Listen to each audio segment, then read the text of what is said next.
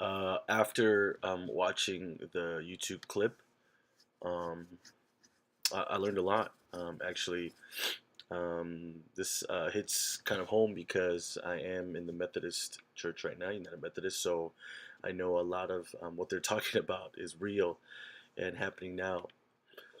And also, I'm from a pastor's family, so I've seen a lot of these uh, situations, a lot of these problems happen with pastors. And I think Matthew hit it right about the state of friendship. He quoted the state of friendship in America is in a sad shape, especially for pastoral leadership, because of the different situations that they're in and the different loneliness that they can be in. And I like the statistics that he gave. 50 ministers will not last the first 5 years, and that's due to a lot of things. And one of the things that hit for me was a lack of innovation and creativity. A lot of the times, as pastors are going into vocational ministry, as Matthew also put, we could be put on cruise control. We could just be put on just sleepwalking through ministry. And I think it's because a lot of times we tend to just be by ourselves. We tend to think that we have to be on top or we have to be this holy type of person. But when in reality, we can be vulnerable and we can confess. And I think his name is George. Yeah, the second speaker, how he was so vulnerable about his situation with his wife and just situation in his life that that I think it becomes a safe place for pastors to become safe with each other.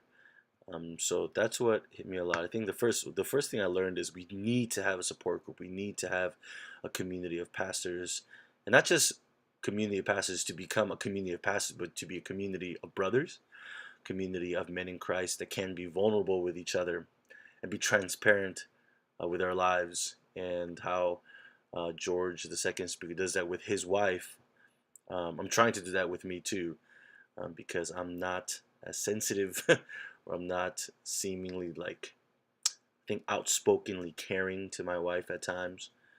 But being vulnerable and being truthful and transparent with your partner can immensely help you with your ministry. I'm so grateful that my wife is with me on this path that God has called both of us, not just me, but both of us.